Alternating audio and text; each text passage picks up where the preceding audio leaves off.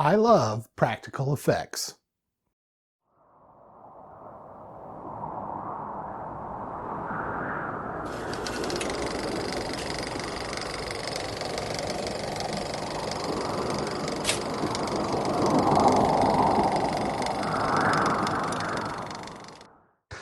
Since we're all stuck inside with corona fever, and if you're like me, you're sick and tired of hearing about it, how about we talk about something this entire site was based on? Movies. Practical effects were the best part of my movie-going experience growing up. But today, it's been replaced with computer-generated imagery, or CGI, that can pretty much put anything onto the screen. It pretty much is a hammer that just bludgeons beauty onto the screen. Practical effects, however, require a certain amount of cleverness, and that's the magic of it. So let's take a look at one of the earliest movies in this era, Superman the movie, and one of the most subtle, unappreciated, and least known effects in that movie. The golden era of practical effects started with the creation of Industrial Light and Magic, with the release of Star Wars, and ended with the arrival of Jurassic Park. While many movies after Jurassic Park did utilize practical effects, that movie spurred the rapid adoption of using computers to create effects. From entire movies created in the computer, to making characters made entirely out of CG to interact with live actors such as Jar Jar Binks, Gollum, and Johnny Depp. In this series, I want to highlight some of the scenes that created movie magic with practical effects. CGI removed the magic from movies. It's rare anymore we are wowed by special effects specifically because we know how they do it. They just fired up a workstation and did it. No fuss, no muss. It's not magical. Even though it's arguably better than anything we could do with practical effects, it's had the opposite effect, no pun intended, of diminishing the awe and wonder we used to have by going to the movies. I'm not saying we should go back to what we had, but while George Lucas tried to make the entire prequel trilogy in a computer, whatever you think of The Force Awakens, when they rolled BB-8 on stage and it turned out he was a complete practical effect, I was genuinely wowed. I was not impressed the first time I saw him only because I assumed he was made in a computer. I give him that respect. Superman was probably the third big special effects film to come out after Star Wars and Close Encounters. It had a very big marketing campaign emphasizing the flight effects. It was successful doing that as well as showing his other powers. It was the godfather of superhero movies, and without it, I'm not certain what the landscape would look like today. But it wasn't just his ability to fly that wowed people. Super strength, speed, heroics, and of course, Christopher Reeve's phenomenal ability to sell it. But it was one effect that is often overlooked, which does a great job of tricking your subconscious into believing that what you're seeing is real. After Superman and Lois do their flight,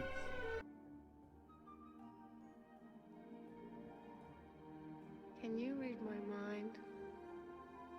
No, not that. After that. Right. This shot. This is a continuous shot. No edit or break. Reeve flies off. Kidder begins walking back to her apartment.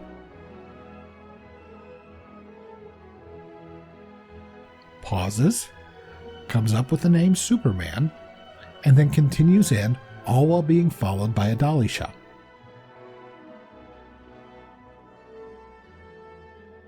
Finally, she opens the door, and there is Clark standing there. Now, this is well before computer editing where you could hide such breaks. It was near impossible at that time, and because the camera wasn't locked down, doing an optical composite would have been easy to spot. Even motion control cameras would have their tells.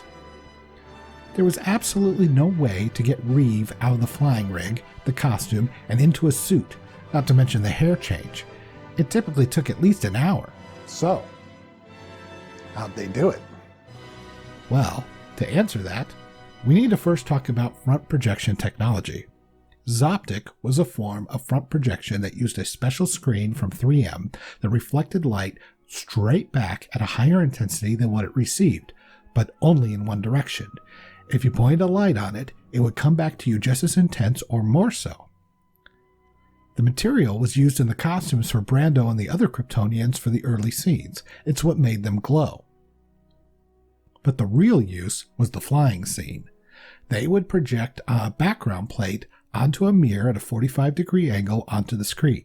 The screen would reflect back into the camera filming the scene. The actors would stand in front of the screen acting like a map. Yes, the projection was on them as well, but the actors cannot reflect nearly at the intensity as the screen behind them. Add to that the stage lighting that was projected onto them, and the projection image was invisible as far as the camera could detect. They came up with a clever upgrade by where they synchronized the zoom on the projector with the camera so that any movement would look correct when they zoomed in and out on Reeve. That brings us to this scene. If you watch closely, Superman looks slightly washed out from here to here. Yep, you may have guessed it by now. Kidder is waving at film of Reeve flying off, something that was taken much earlier. They matched the projection perfectly with the foreground, and voila. Voila! Voila. Completely real and completely done in camera. Meanwhile, Reeve is waiting for his cue behind the door the whole time. This is so brilliant that it should be required viewing in film school. It completely and utterly sells the idea that Superman moved at super speed to change into Clark and be there when she opened the door. The lack of an edit fools your brain completely. But more specifically is that this is impressive because of when it happened. There were no computers to do this sort of work. We are no longer impressed by this because we know we'll take that CGI hammer and make it whatever we want. But not then. Then they had to be clever. It was a great example of taking a tool designed for one thing and using it for another. It's not the flashiest special effect, but it's definitely the most ingenious. It was magic. So I hope you enjoyed this today. Please remember, like, share, comment, and for God's sake, subscribe. If you watched this entire video and you didn't subscribe, that's like stealing. No, it's not. I really can't back that up. But still, I'd really appreciate it. And please visit lastmovieoutpost.com. And if you want to be a part of it, contact us at lastmovieoutpost.com. Thanks again for watching, and we'll see you in the next video.